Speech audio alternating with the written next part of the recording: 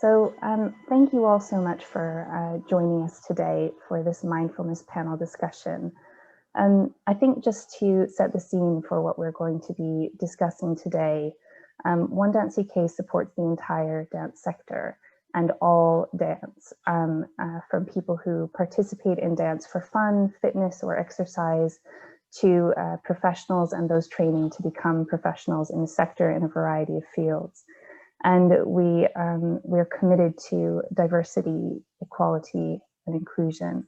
And we're also heavily committed to mental health and the well-being and performance of dancers and dance professionals and dance students. It is very much in our ethos to work in partnership with the sector.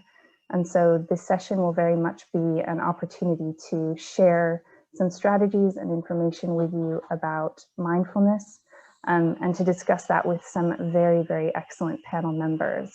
So without any further ado, I would like to stop sharing my screen and just introduce you to our brilliant panel of professionals.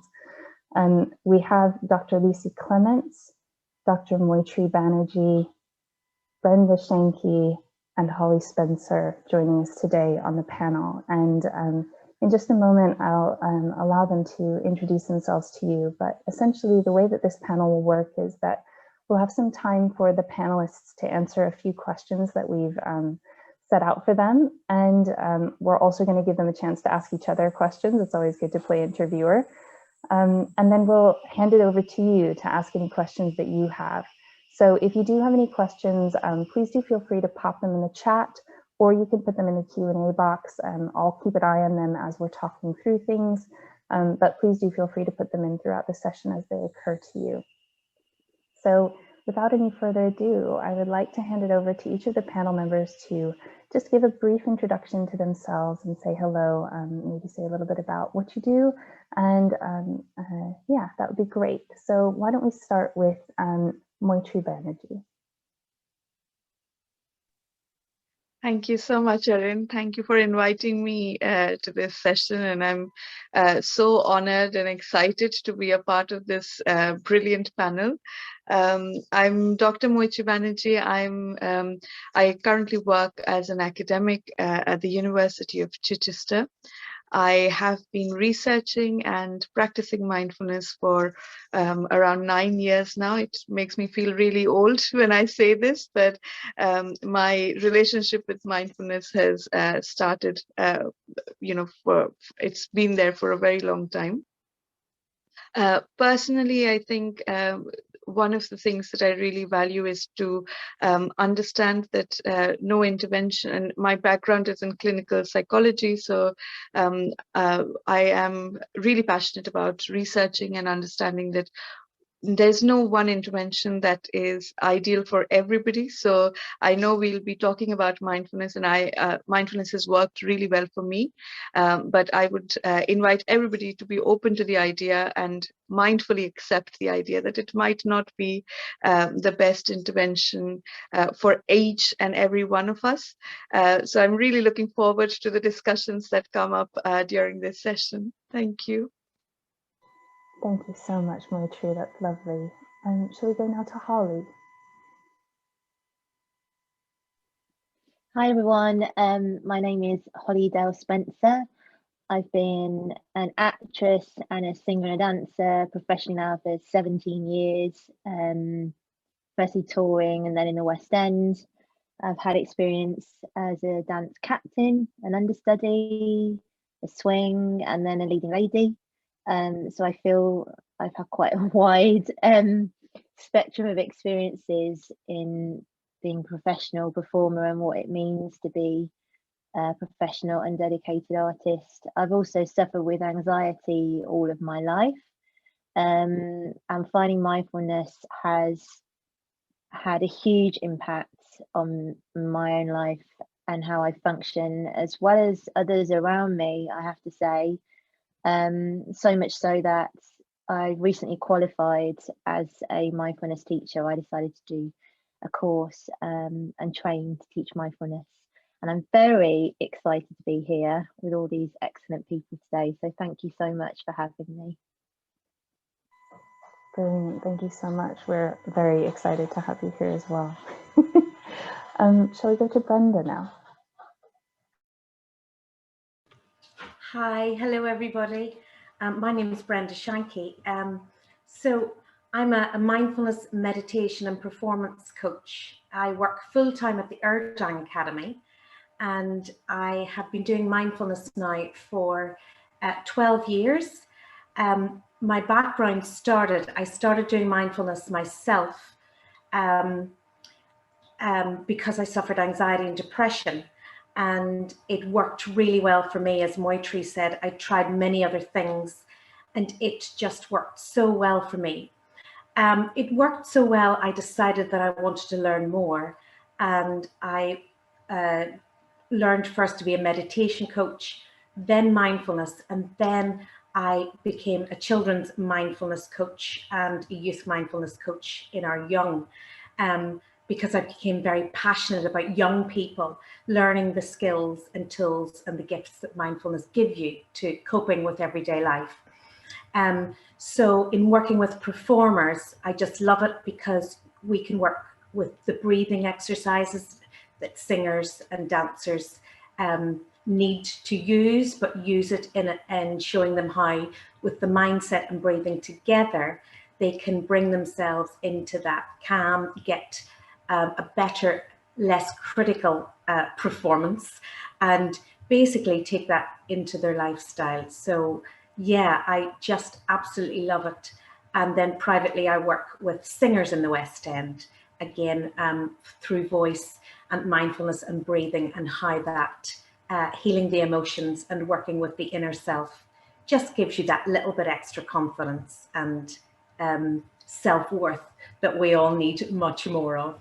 Thank you, Erin.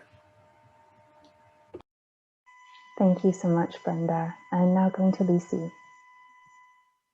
Thank you, and thank you for inviting me to join the panel. My name's Lucie Clements. I'm also an academic at the University of Chichester, and I also have a business where I call myself the dance psychologist, which takes me into lots of different organisations to develop people's understanding of performance psychology in the performing arts, both students and staff, supporting students and professionals. My interest in mindfulness really comes from my experience as a psychologist, both academically and in practice, working with people. I think that in the training in dance science and in dance psychology, we often get trained to use skills from sports psychology, so through mental skills training. And when I came to the University of Chichester, that was the package of tools that I had available and that I understood were available to dancers. And through working at the University of Chichester with Moitree, it's really opened my eyes to mindfulness as a solution or a support for some of the demands that dancers are facing. So I think that Moitree and I together are kind of problem solution. I come with the problems that dancers experience psychologically, and we develop our understanding together of how mindfulness can act as a solution or help to support dancers through some of those challenges that they face. And I'm really fascinated by the use of mindfulness as a day-to-day tool, as a kind of preventative strategy. I'm interested in the use of it for dancers' mental health, but also in the concept that if we teach dancers mindfulness strategies from early on in their training, that they've also then got that in their toolkit for some of the challenges that they're going to face. So things like performance anxiety, anxieties around unemployment, for example, and in particular the challenge that they've faced over the last year. So I'm really interested in the far-reaching effects of mindfulness for dancers and bringing good evidence-based mindfulness to dancers. That's brilliant. Thank you so much, Lucie. As you can see, this is going to be an absolutely fabulous conversation, just to give you a little heads up. So just to start with, I have a question, and that I'm going to aim firstly at Lucie and Holly. I wonder if you could kind of talk a little bit from both of your specific perspectives about how mindfulness is beneficial for people in dance now. Mm-hmm. I think for me it's about building a relationship with yourself that is very much your whole self and yourself in a deeper sense, other than you, the dancer, or you, the achiever. And I've learned that that's how we build resilience, real resilience, is in building that relationship with ourselves. And for me, it's been a huge thing to be able to give myself permission to look after myself and learn how to truly look after myself, because I don't think I ever actually understood, and to give myself permission to rebuild my relationship with my body, really. I think, you know, dancers, we have a very specific relationship with our body. We expect so much of our body, and we almost expect ourselves to be superhuman. Sometimes when I watch someone doing perfect forte turns, I think they might actually be superhuman. But it's so important to remember we are human beings, and I'm really able now to sort of thank my body for the things it's done for me, to be more patient, and through mindful movement and very gentle yoga as well, build a completely new and fresh relationship with my body that's on a much deeper level. Yeah, I think that's hugely central to sustaining being a dedicated artist, and particularly with dancers, that intense relationship that we have with our bodies. Sometimes we forget that we are human and we need care. Lucie? Yeah, I mean, I would pick up on that idea that dancers are humans, because thinking about your question, Erin, I think it's really important to understand that any human being can benefit from mindfulness. So if a human can, a dancer certainly can. And I think that it's a skill that we could probably all benefit from learning and from integrating into our lives, regardless of what context we're functioning in, what we're doing with our lives. But I think if we think about right now, the last year in particular, and the things that have changed and evolved for the performing arts sector, I think we're in a moment where dancers are probably reflecting a lot on the past, thinking a lot about the past, but also really craving a sense of security in the future. And I'm sure Moitree later on will explain a bit more about the kind of the scientific underpinnings of how mindfulness works. But I think if we think about the modes of thought that performers are currently existing in, that kind of thinking of the past and all those wonderful opportunities that they've had, and then the craving, the answer, the solution, the knowing that this will be okay and that the future will be secure for them. I think that mindfulness prevents a really strong support system for them in understanding the cognitive processing that's going on at the moment. Yeah. And I guess building on that idea of humanity and cognition and the kind of commonness that we all feel in that sense, Brenda, I'd love to ask you, kind of given your experience working with young people, particularly early years, not necessarily in dance, and now with young people who are training to be performers, what do you think the benefits of mindfulness are for them? Well, I think with early years, the benefits is that early recognition of coping skills and recognizing your emotions. And certainly as a child, I was never aware of my emotions, my thoughts and my feelings, and what to do with them. So, you know, and no one ever spoke about it, or it was that, you know, so the word emotional intelligence now keeps coming up a lot around children's education.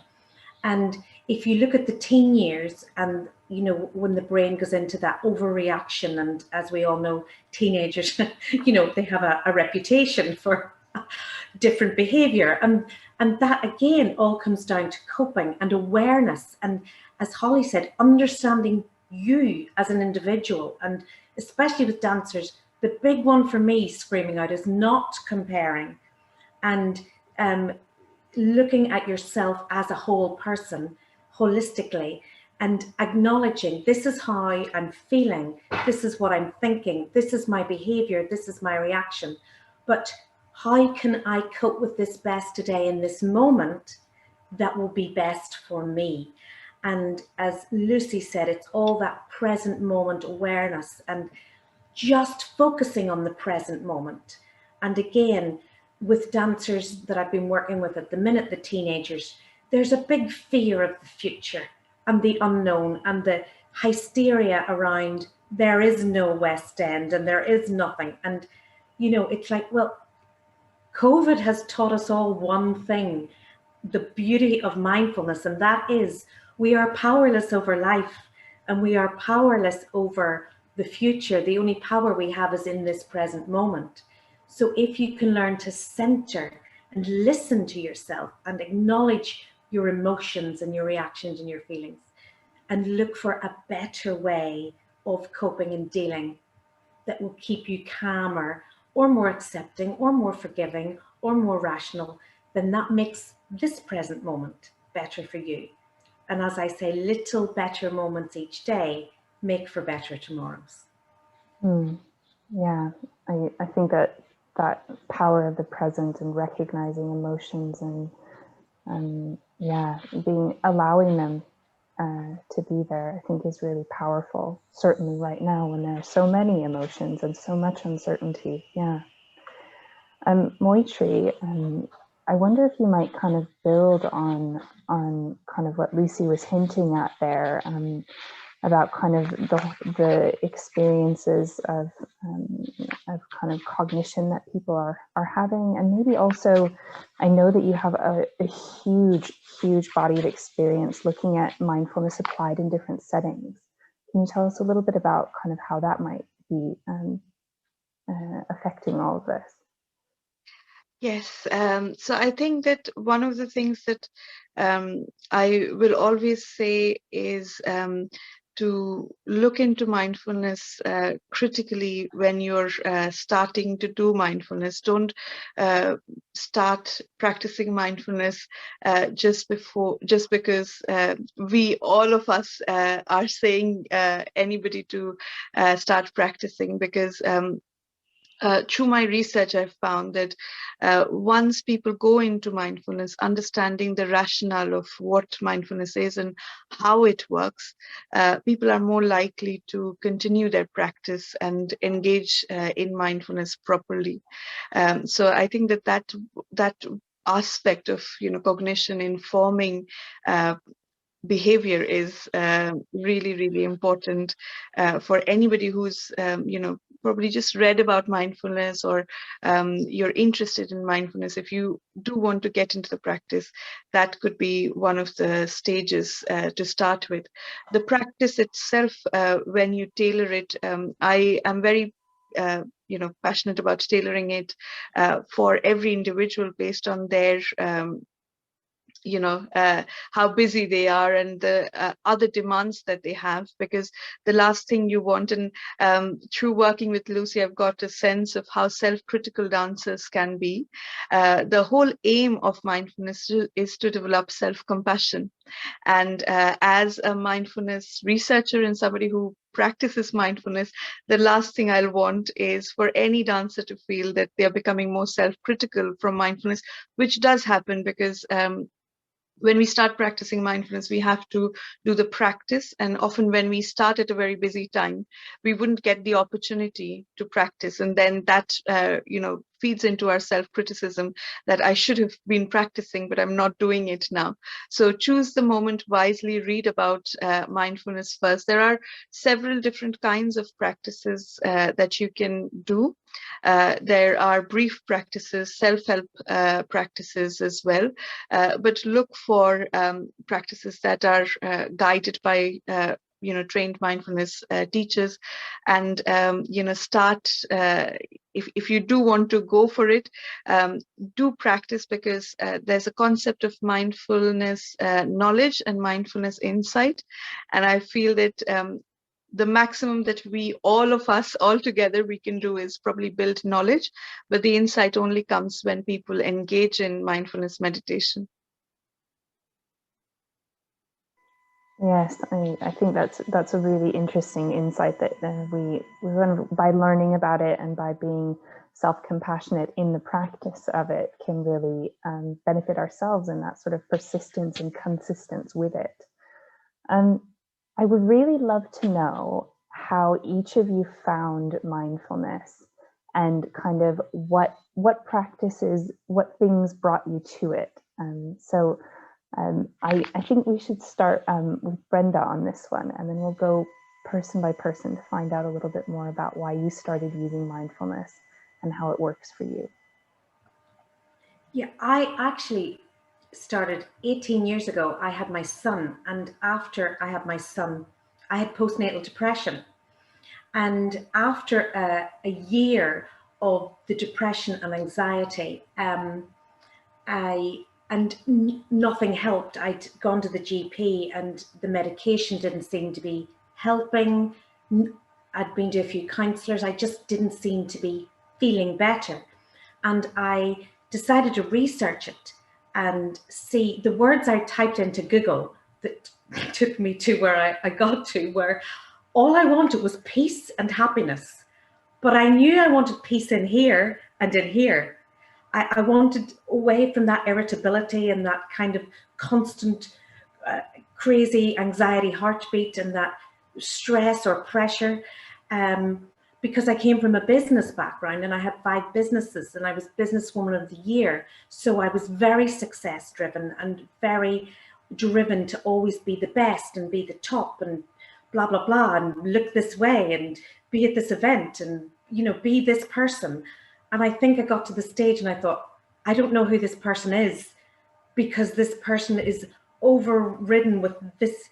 All I could say was, this is too busy. It's too busy. Please be quiet, you know. And that critical voice was always there. You're not good enough. You need to do more. You need to earn more. You need to blah, blah, blah. So in researching the words peace and happiness into Google, then I started to come across lots of self-help books and guides. And one of the things that struck me most was in part of my growth of being a business leader, it did equate in a few of the self-help books, and that was just stillness and time out. And if you look at successful business leaders, you know, if you look at them, they all had lots of holidays and they didn't seem to be working on this crazy 90-hour week that I was doing. And I went, yeah, I see that. They have this balance. They have lots of free time. They don't look to be stressed. They look to be calm. So I want that. And that took me into meditative practice and mindfulness practice. And the beauty was I practiced it for 6 months. I took a 6-month sabbatical out of my life. So I did a little bit of an eat, pray, love journey. And I went and I lived in an ashram with some Indians, and I practiced meditation and yoga and mindfulness there. And the beauty was 6 months of really just doing the work and learning and reading. And I gave up TV and swapped it for reading. And I started to get up early and do my practices. And I went back to work, and the businesses I owned was I owned 5 hair and beauty salons. And I was a hairdresser and makeup artist in theatre, TV and film, hence my correlation and movement into performing arts with mindfulness. But I went back to work and everybody started to say, wow, you're so different. What are you on? What medication are you on? What tablet are you on? And you know, the quick fix society is, what are you taking? I want to buy it. And I said, I'm practicing mindfulness and meditation. And I had a qualification as a teacher. I used to teach hair and makeup artistry. So I decided in Belfast, where I'm from, to set up some meditation classes and mindfulness classes. And way back 12 years ago, my first class had 18 people. So I went, wow, there are lots of other people looking for what I've found. And these classes just filled and filled. And I very quickly then, 5 years ago, my youngest sister died, and she died from mental health problems. And it was only then that I stumbled upon the research of children's mindfulness, because I was looking for prevention and why could my sister not get well, and why could she, you know, not get it, you know, this peace and happiness. And well, as Moitree said, it's not for everyone and everyone's journey is different, but her passing gave me the greatest insight to life, and that was, going and doing the children's mindfulness coach and teaching our youth about self-love and, self-regulation and owning yourself and loving yourself. And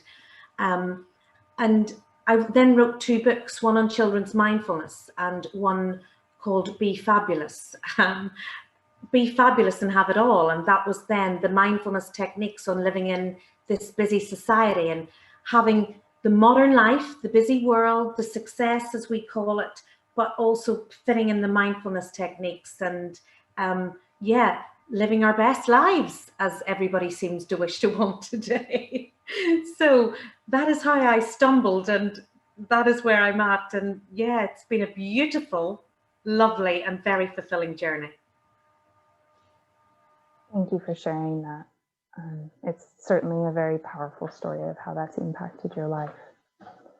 And Lucie, how about you? Tell us about how you came to find mindfulness.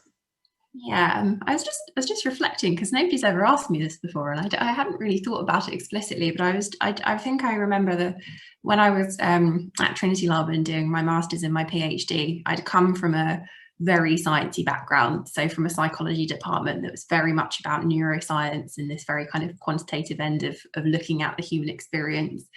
So being at Trinity Laban was very eye-opening for me to see other ways of thinking and researching. And I remember being there and there was lots of discussions around mindfulness. So this was probably, my goodness me, 7 years ago now.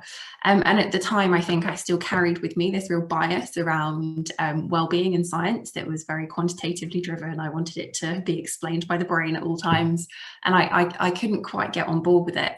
And then towards the end of my PhD, which was in creativity, I remember finding that the cognitive theory of creativity that I was using in that research project was also relevant in mindfulness. So they are actually underpinned by the same theory, which is too boring to go into detail about now, but it's called interacting cognitive subsystems. And they actually draw on very similar approaches to understanding the creative process and mindfulness.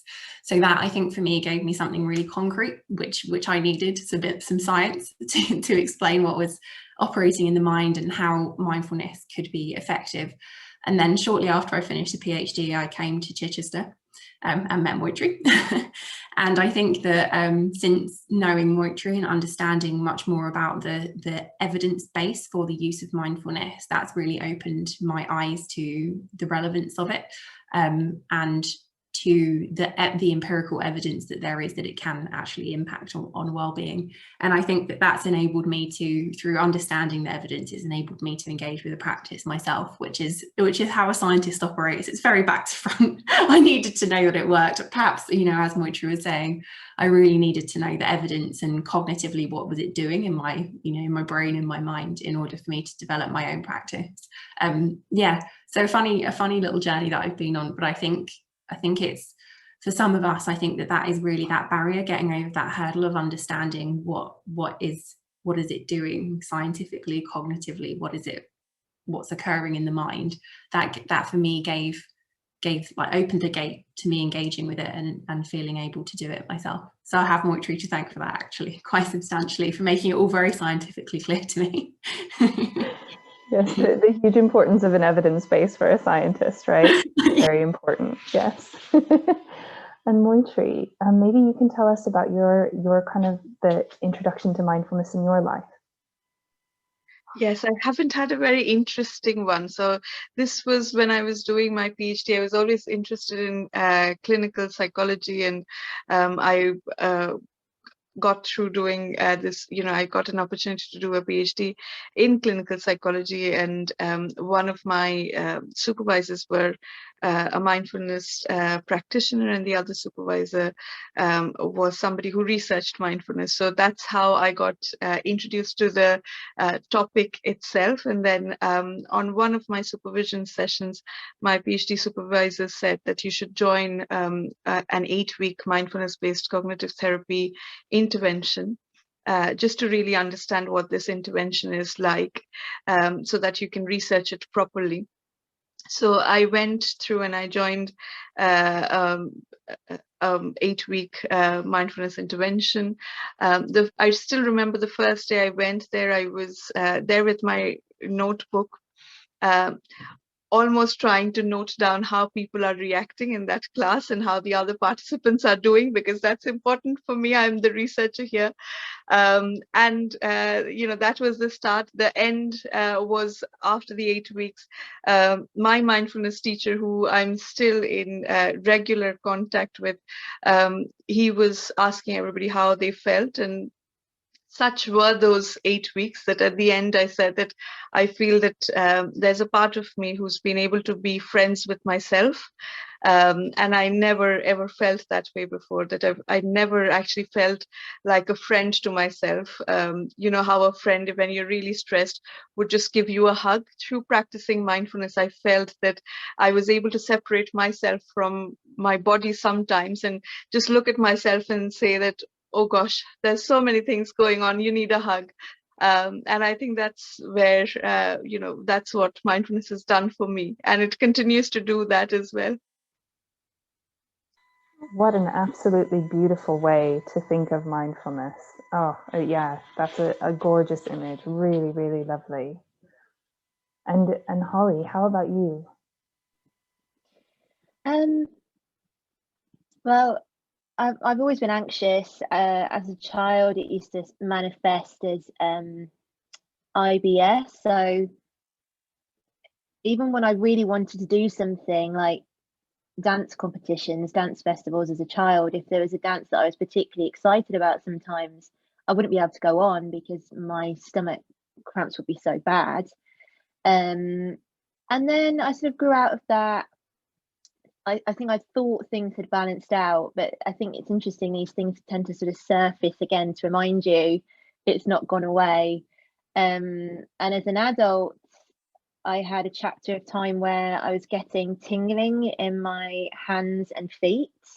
I felt like there was something physically biting my legs. I used to have this sort of pinching sensations. And I was then obviously Googling to try and find out what was wrong with me, which would then send me into anxious spirals. And lo and behold, the symptoms got worse. But I was going to different doctors and many different people. I had MRI scans. You know, it's frightening. I was frightened about what was wrong with me. And it was actually my boyfriend's chiropractor in the end agreed to see me for free. He's a very posh person on Harley Street. And he was looking after my boyfriend, and my boyfriend told him about my symptoms, and he said, bring her to see me. So I went in at the end of the session and he gave me a chat for free, and he just asked me about myself, and he said, it's all stress. He said, it's all stress. And because he understood me so well, and before I even spoke, he'd say things like, are you someone that finds yourself doing this every now and again? And I said, yeah. And my mom and my sister both do that as well. Are you someone that finds yourself doing that? And I just believed him. And basically from there, the symptoms started to fall away because someone had understood and listened, and I had faith in this person and realized it was all stress and anxiety. So I obviously knew this was something that was serious and needed to be addressed. And I started reading about mindfulness, but I think it's that thing of, you can read things and understand it intellectually and think, oh yes, that sounds nice, that makes lots of sense. But of course we always need to actually engage with it. And about 5 years ago, I worked on a show where one of the creators on the show encouraged people to meditate. It was actually Buddhist chanting that she would do, and she wasn't pushy about it, but she said, if anyone wants to join in, you can. And I'm quite open-minded, so I thought I'll give that a go. And I started chanting, but again, it was just sort of on and off. And then I started to develop a problem on the show where there was a note that I couldn't sing. I'd always been able to previously sing it, and I was sat thinking, ruminating, and trying to work out why in my mind this was happening. And I thought, why don't I try meditating? this is what it's for. So I did some chanting, and it just came to the surface, this very simple thing that I was forgetting to breathe. And I sort of felt quite silly, but also thought, well, at the same time, that's great, that I don't think I would have found that very simple answer actually unless I had meditated. So it started to gradually creep into my life, I think.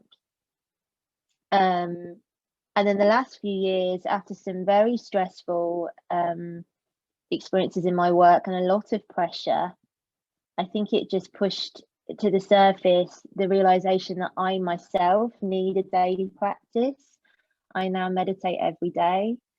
I do still read a lot, and I will always read a lot, but it's the engaging with it that I think has changed my life and my perspective.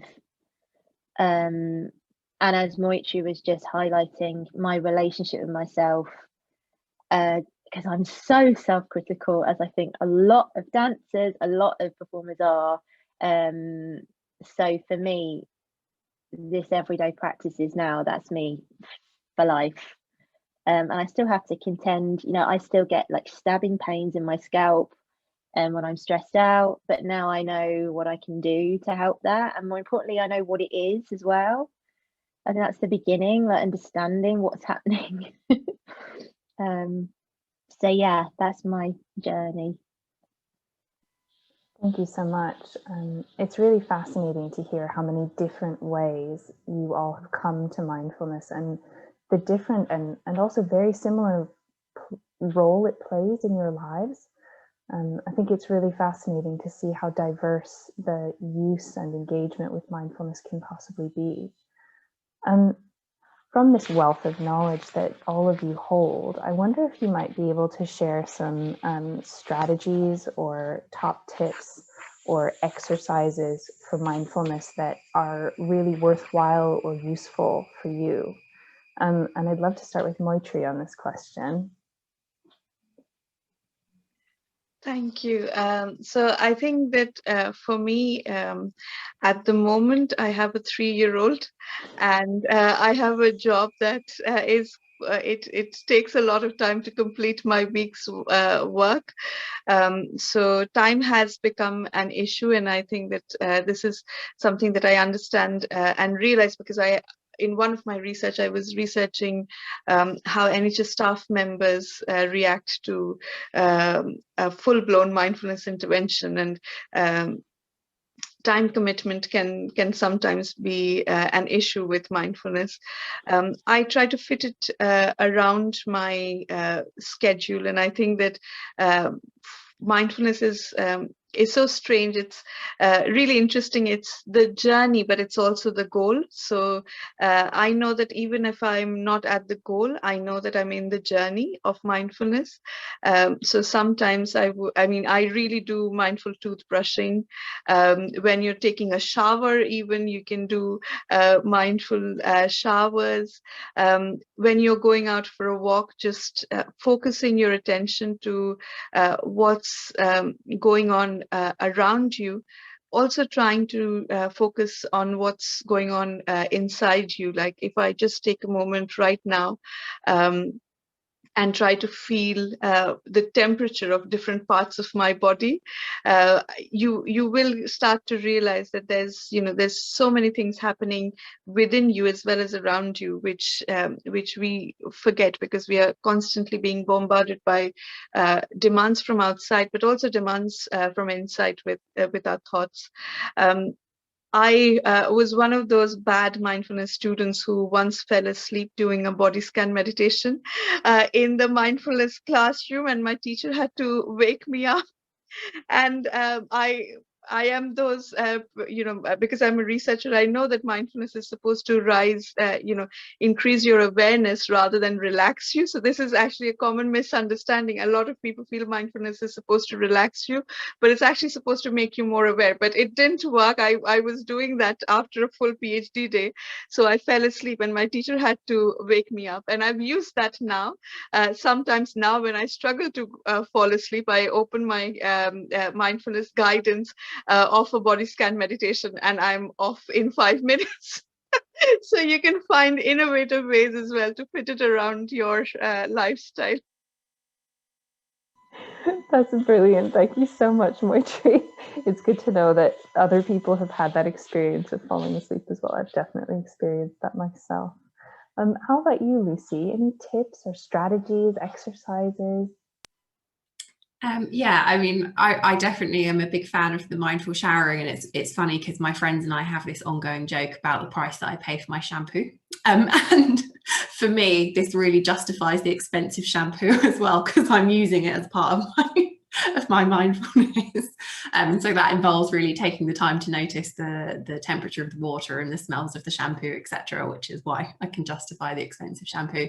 But I think that things like that, although people might be quite dismissive of a concept like that, I think the real value in that is that you're chaining it onto a habit that you've already got. So it means that you're more likely to do it. But also it means that anyone who tells me I don't have time to be mindful, which is the number one thing that I get told when I go and talk to any human being, not just a performer, is that I don't have time. So I think that that's a really useful tip, is to chain it onto a habit that is daily, which hopefully something like showering and toothbrushing is daily. Anyway, so I think that that's a really important skill, is to be able to find a time in your routine and put it into a pre-existing routine rather than try to build a routine, because we also know as psychologists that building new routines is very difficult.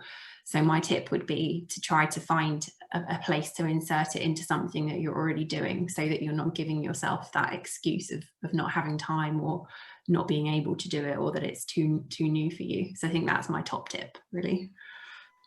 Brilliant, yeah, and I think sometimes even small investments in things that can stimulate your mind or stimulate your self-care are so valuable, and it doesn't even need to be investments of money. Investment of time is just as valuable.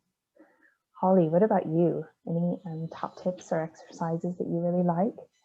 Yeah, I think bouncing off what Moitree and Lucie have both said, for one thing, it's so true that small changes make such a big difference. So it doesn't need to be sort of this overwhelming new thing that you're trying.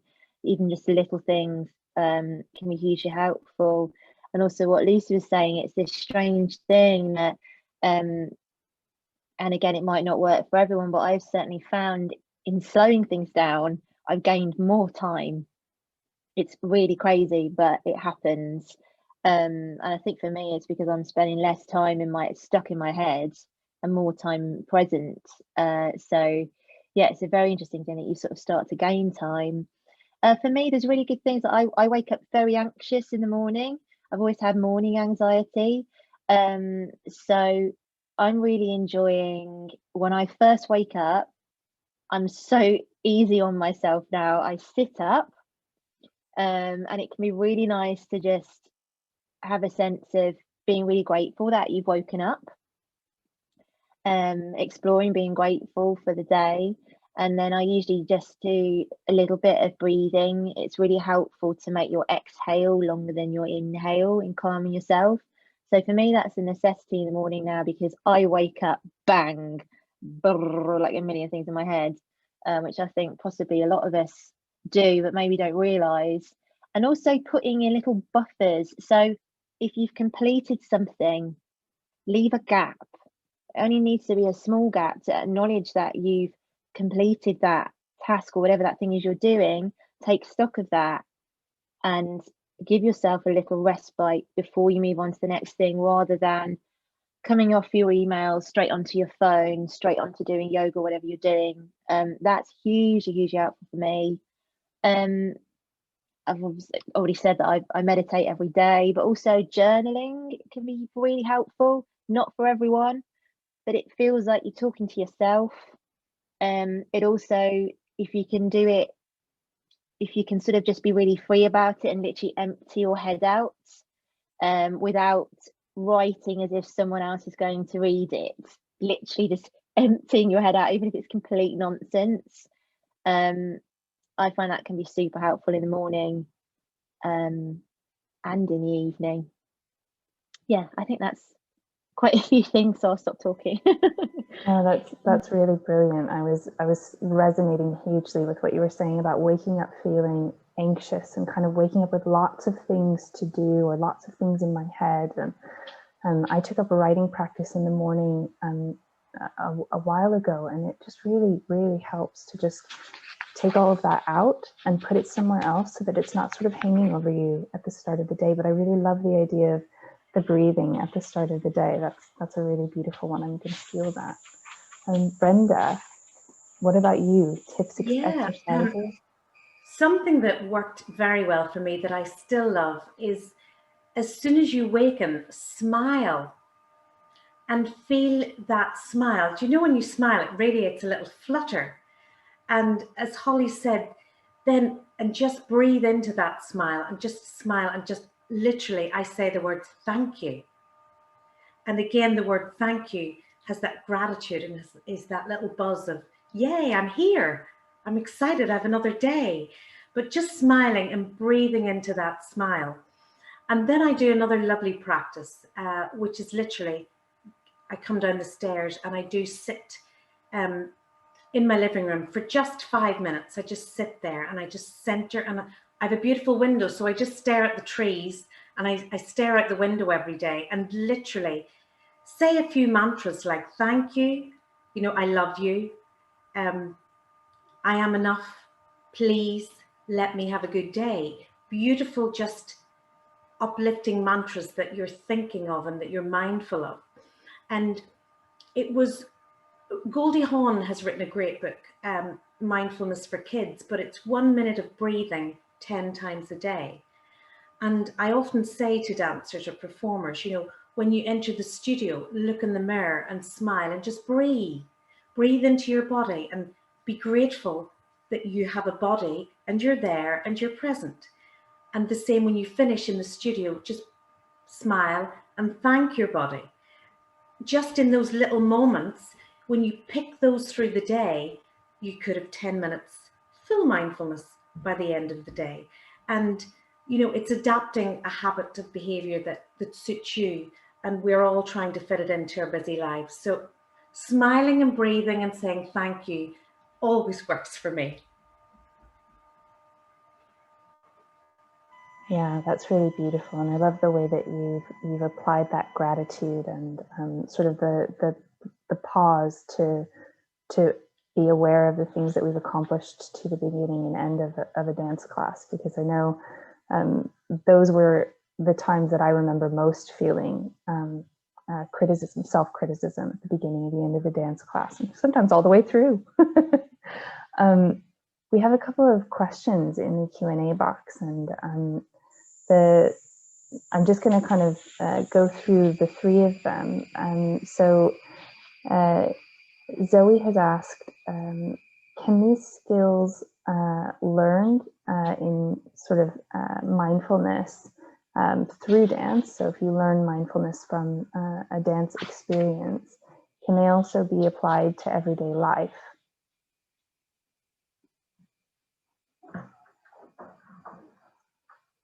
Moitree, would you like to answer that one? Yes, sure. So I think that I'm just looking at Zoe's question here.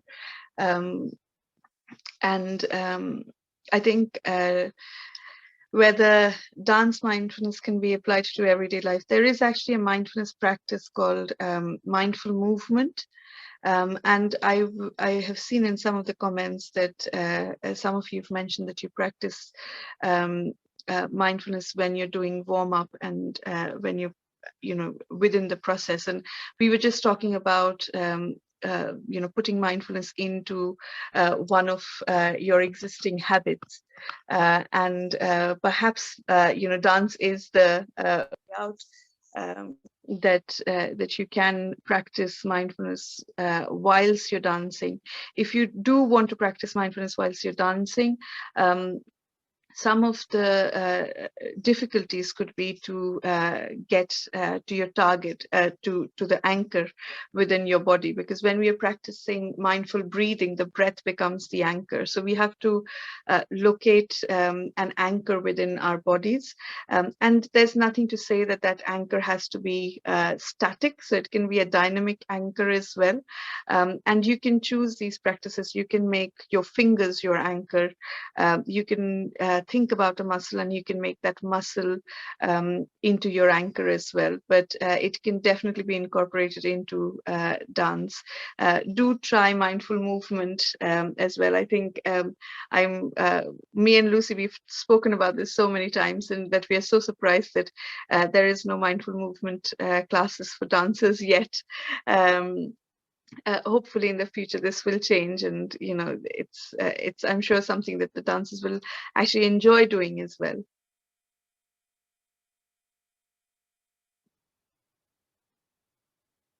Wonderful, thank you so much, Moitree. And we have a question from Adam who asks, how do you keep motivated to dance during lockdown? And I wonder if Holly, you might address this question. Yeah, I can certainly try. Well, actually, I mean, I'm not dancing as much as I used to now, and I'm acting a lot more, but it's still, it'll be the same for you as it is for me, Adam. I think it's really important to remember that just because we're not in the studio or we're not sort of outwardly doing our usual thing, we're still artists. So you're still a dancer, I'm still an actor, singer, dancer, whatever I'm doing. That doesn't go away. So I think it's a really good place to start, is remembering that that's still a part of who you are. So, for example, I know there is an actor who's now very famous, he's in a big Netflix series, but for many years of his career, he sort of gave up acting and became an entertainer and a clown for a while and did that. And then he bagged this great acting job. And the person that was telling me this story said, so does that mean that while he was working as a clown and an entertainer that he wasn't a great actor? Which is obviously not the case. He was still that great actor, he just wasn't doing it at that time. So I think a really good place to start when the world sort of goes upside down is to remember that that's still you, and that hasn't gone anywhere. And to be easy on yourself, that it is really difficult to feel motivated in these very odd times. And also, I don't know whether you've got space where you are, whether there's anything that you can, any space that you can give yourself where you live, that's just your space where you can go and be creative. I know it can be really limited for some people. I'm certainly limited in my flat. It's a very odd shape. But we've adapted the flat so that there's one area that's sort of now the acting studio and the yoga area.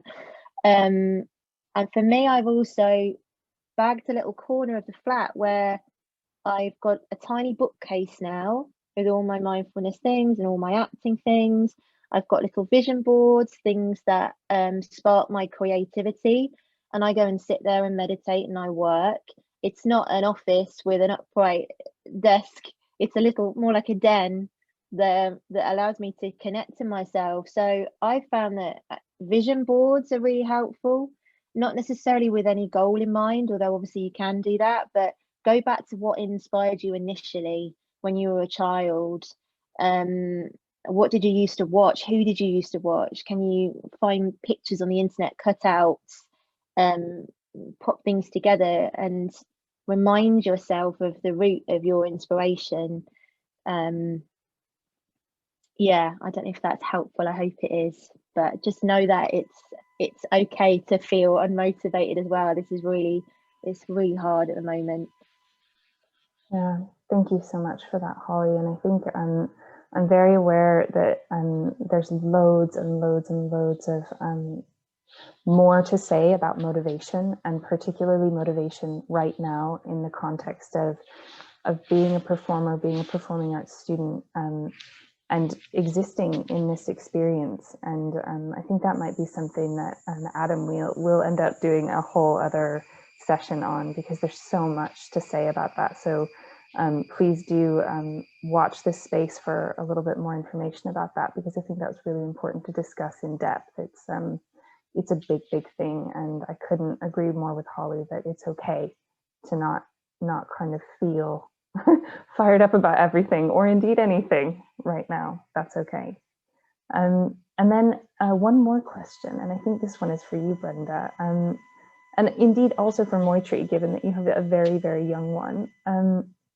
So Zoe asks, I find the youth mindfulness very interesting. Do you think it gets harder to encourage mindfulness in someone who's older rather than younger, or do each have their challenges?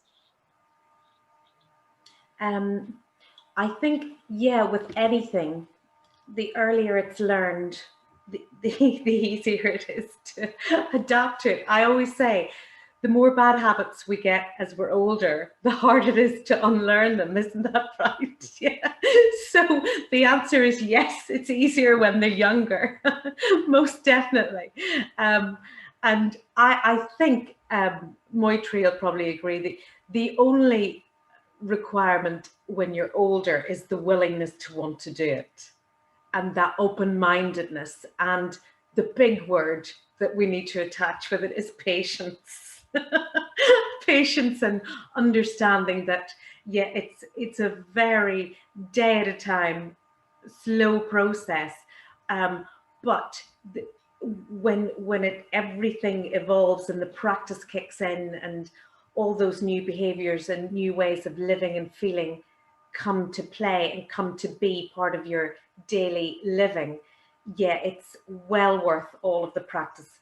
Just, I always say to dancers, it's like when you're starting a dance for the first time and the choreo looks difficult and your muscles are sore and you're frustrated, you never give up, because you know that somewhere down the line, in either weeks or months, you'll perfect the dance and the choreo. And you know, it's the same with the mindfulness practice. But I absolutely love working with the under 12s, because they don't have all of those bad habits and all of those cognitive distortions and the critical mindset, and they're so open, and the adaptation comes in, and it's a lovely age to teach, and definitely they do hold it better. Yes, absolutely. I suppose Moitree, yes.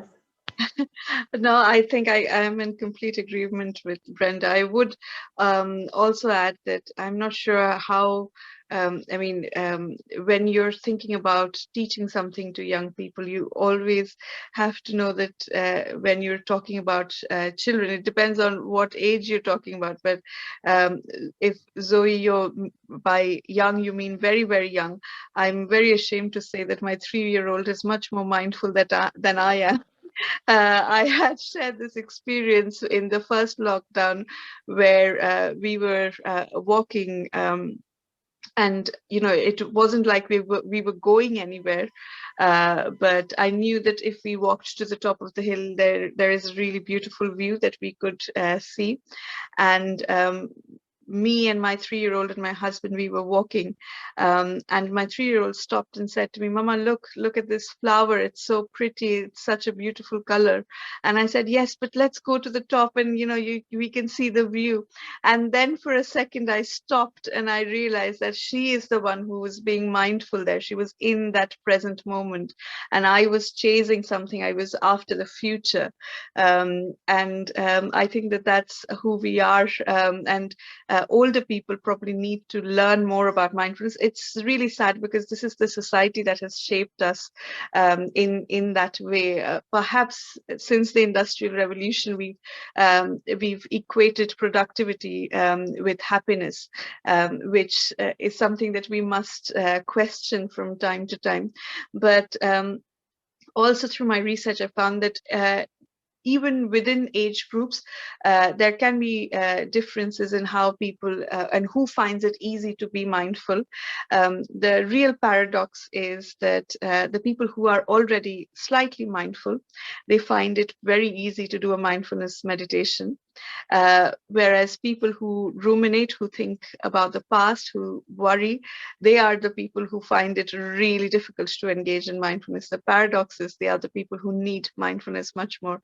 So if you're self-critical, if you're a ruminator, if you're a worrier, and you start your mindfulness meditation and you feel that you're giving up and you're stopping, please know that that's because you're I mean, just thinking from a psychological neuroscience perspective, that your neurons are having to break one connection and form a new connection. So it will be a steep upward curve, but you know, there's joy at the end of it.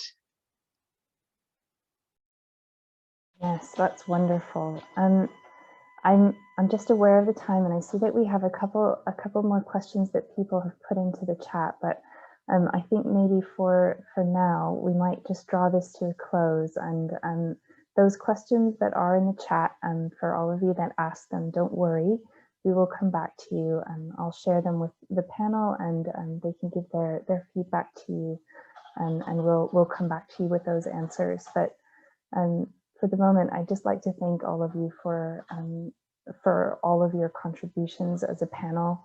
This has been a fascinating session, and thank you to all of you who have attended the session. I'm really looking forward to the next opportunity to meet with you all. So thank you again, and I hope you have a lovely evening. Thank you, everyone.